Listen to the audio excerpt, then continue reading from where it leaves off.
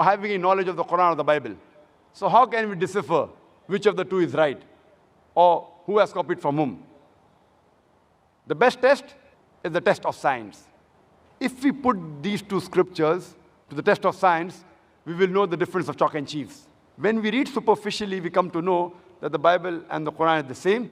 But if we do a research or we analyze it, we come to know that the difference of chalk and cheese. When we read the Bible, it's mentioned in the first book of the Bible, book of Genesis, chapter number 1, that Almighty God, He created the heaven and the earth in 6 days. And these 6 days are 24 hours days, mentioned in the Bible. The Quran too speaks about the creation of the universe and says, Almighty God has created the heaven and the earth in 6 ayams. Ayam is plural of yom. One of the meaning of yom is a 24-hour day, but the other Arabic meaning of yom is a long period, an epoch. Today scientists, they say that our universe was created in billions of years. So to say it was created in 6 24-hour days is wrong. But the scientists have got no objection with the Quran when the Quran says the heaven and the earth were created in 6 ayams. That is 6 long periods, without defining them to be restricted to 24 hours. Furthermore, it's mentioned in the Bible, in the first book of Genesis, chapter number 1, verse number 3 to 5, that Almighty God, He created the day and the night on the first day. And He created the light on the first day. It later says in Genesis chapter number 1, verse 14 to 19, the source of light, that is, the stars and the sun, they were created on the 4th day. Imagine, the effect is created on the first day, and the cause of the effect on the 4th day. The sun was created and the stars on the 4th day, and the light from the sun and the star was created on the first day. It's illogical. How can the effect come before the source? Quran too speaks about the creation of the heaven and the earth, but does not give this unscientific sequence. Furthermore, it's mentioned in the first book of the Bible, book of Genesis, chapter number 1, verse number 9 to 13, that the earth was created on the 3rd day.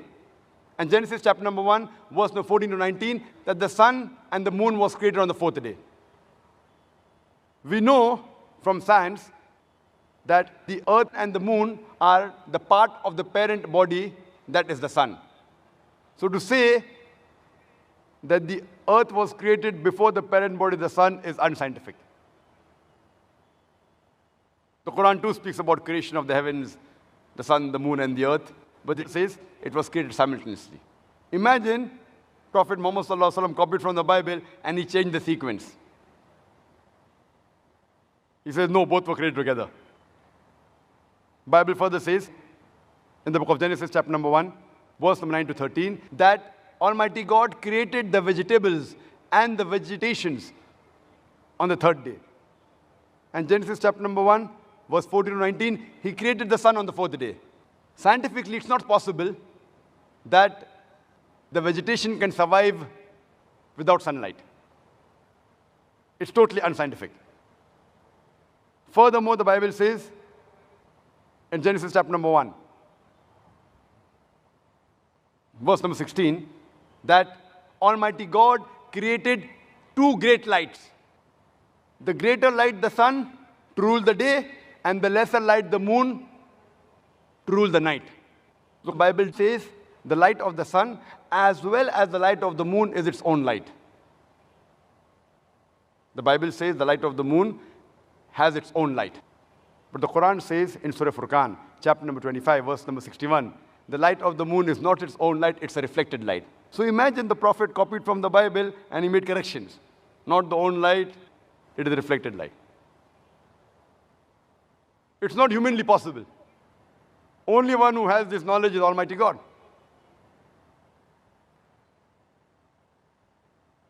There are several examples. We can give a talk only on this. And I had a debate with Dr. William Campbell on the topic, the Quran and the Bible in the light of science. And there, I've mentioned many unscientific points mentioned in the Bible. Time does not permit me to go into details. The various unscientific things mentioned in the Bible, which is not mentioned in the Quran.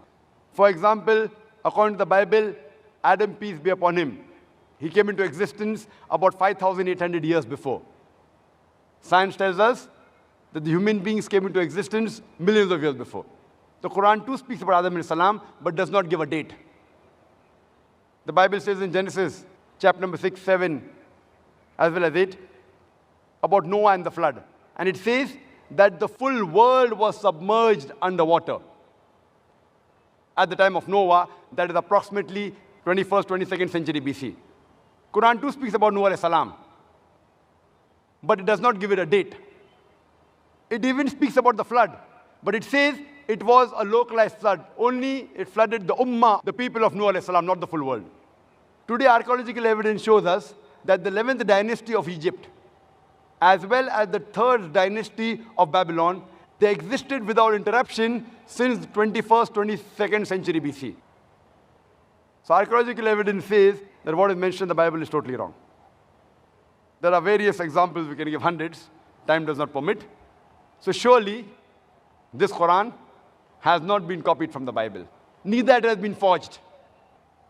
As mentioned in the Quran in Surah Sajda, chapter number 32, verse number 1 and 2. It says that, do they say he forged it? Nay, it is the truth from the Lord, so that he may give admonition to the people to whom no warner has come in the past. So surely, we can undoubtedly say